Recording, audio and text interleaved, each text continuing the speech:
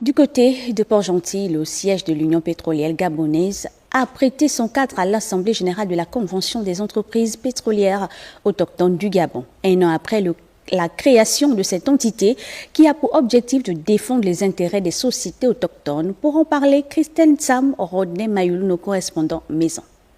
Cette assemblée générale qui a vu la présence des sociétés autochtones, membres de la Convention des entreprises pétrolières autochtones du Gabon, était l'occasion pour le comité de gouvernance de faire un bilan de l'exercice 2023. L'année écoulée a été, je dirais, très bonne pour nous. On a progressé dans plusieurs domaines et les avancées ont été significatives.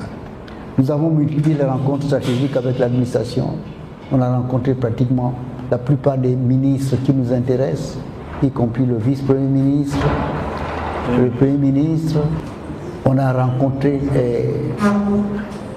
le président de la Cour constitutionnelle, l'Assemblée nationale, le Conseil spécial. Tout s'est passé relativement bien et je crois qu'on a réussi à convaincre les gens qu'il y a besoin d'avoir une organisation comme la CEPAG, qui est l'équivalent de l'UPEGA en fait, en termes de politique vraiment.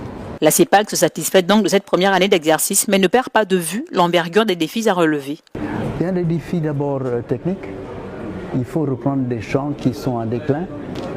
Il y a des défis techniques, il y a des défis financiers. Il faut trouver les financements pour reprendre ces champs marginaux en général.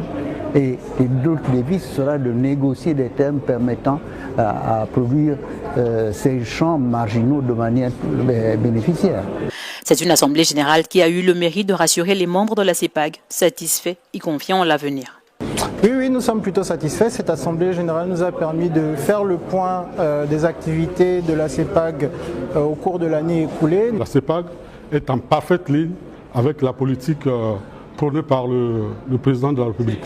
Nous sortons de là très satisfaits et très rassurés, parce que le chef d'État voudrait que les Gabonais se réapproprient l'industrie pétrolière. Le chef d'État également voudrait promouvoir les sociétés autochtones, de telle sorte que, évidemment, la problématique du chômage soit réellement résolue. L'assistance a également saisi l'occasion pour se projeter sur les perspectives